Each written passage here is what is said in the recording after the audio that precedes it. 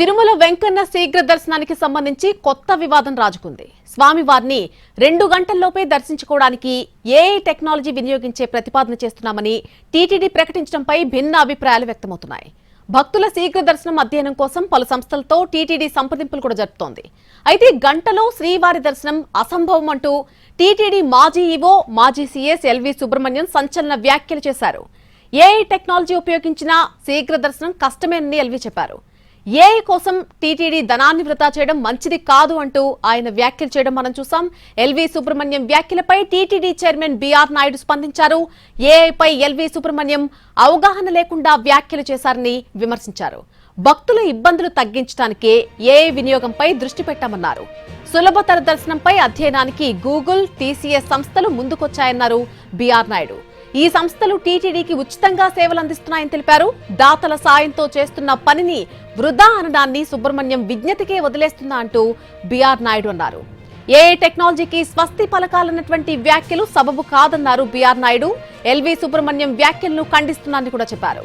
భక్తులు గంటలు రోజుల తరబడి షెడ్లలో, కంపార్ట్మెంట్లలో పడిగాపులు కాయడం మంచిదా అంటూ ప్రశ్నించారు ఆయన. ప్రపంచవ్యాప్తంగా వినియోగిస్తున్న ఏఐని టీటీడీ భక్తుల కోసం వాడడంలో తప్పేమీ లేదన్నారు బీఆర్ నాయుడు.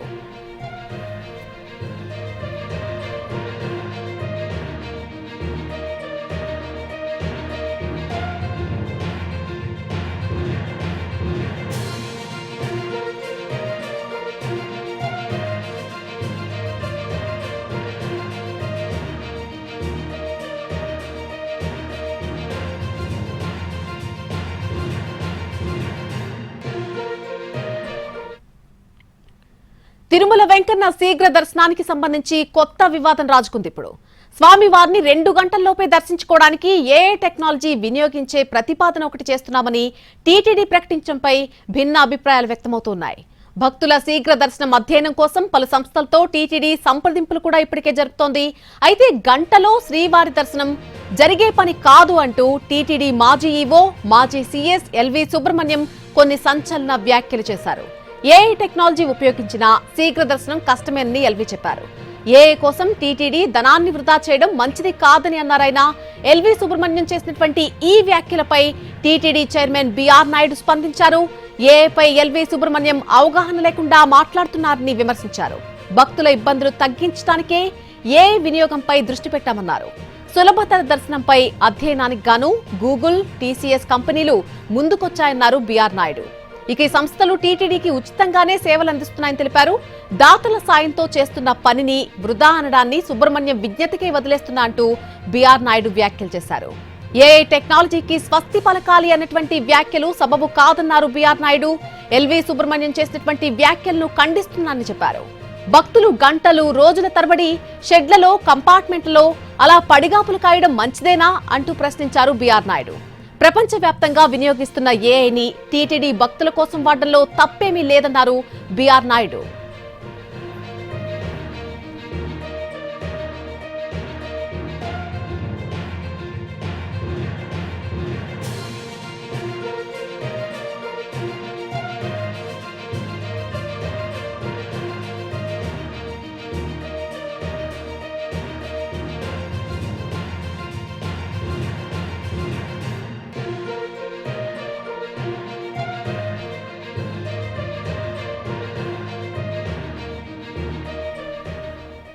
తిరుమల శ్రీవారి దర్శనంలో ఆర్టిఫిషియల్ ఇంటెలిజెన్స్ వినియోగానికి సంబంధించి మాజీ సీఎస్ ఎల్వి సుబ్రహ్మణ్యం కొన్ని సంచలన వ్యాఖ్యలు చేశారు.